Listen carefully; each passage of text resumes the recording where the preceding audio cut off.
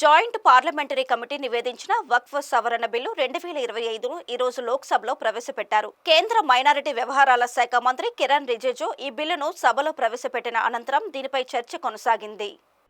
ఈ సందర్భంగా కేంద్ర మంత్రి కిరణ్ రిజిజు మాట్లాడుతూ ఈ బిల్లుకు ముస్లింల మతపరమైన ఆచారాలతో సంబంధం లేదని, ఇది వక్ఫ్ బోర్డులకు సంబంధించిన ఆస్తులతో మాత్రమే వ్యవహరిస్తుందని స్పష్టం చేశారు.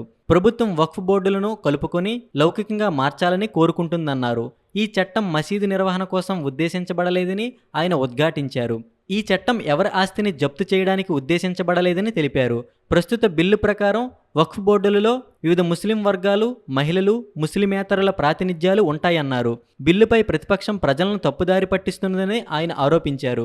ఇప్పుడున్న చట్టంలో దేశంలో ఏదైనా భూమిని వక్ఫ్ ఆస్తిగా ప్రకటించడానికి కొన్ని నిబంధనలు దుర్వినియోగం చేయబడ్డాయని ఆయన అన్నారు. 2013లో యూపీఏ పాలనలో వక్ఫ్ చట్టంలో సవరణలు చేశారని, ఇది ఇతర చట్టాలపై తీవ్ర ప్రభావాన్ని చూపిందని చెప్పారు. కాంగ్రెస్ పాలనలో దేశ రాజధానిలో మొత్తం 123 ఆస్తులను ఢిల్లీ వక్ఫ్ బోర్డుకు బదిలీ చేశారని ఆయన ఆరోపించారు.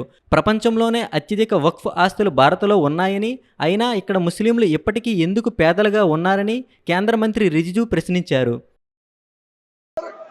गवर्नमेंट किसी भी धार्मिक व्यवस्था को, किसी भी रिलीजियस इंस्टीट्यूशन कोई धार्मिक काम में हस्तक्षेप करने नहीं जा रहा है, ना ही वक्फ बोर्ड किसी धार्मिक स्थल का व्यवस्था में कोई भी तरीके से हाथ डालने का प्रावधान है, बिल्कुल नहीं है सर।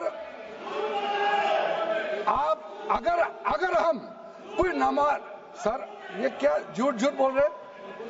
ये कॉन्स्टिट्यूशन, हम कॉन्स्टिट्यूशन का प्रावधान पढ़ रहे हैं फिर भी झूठ बोल रहे हैं।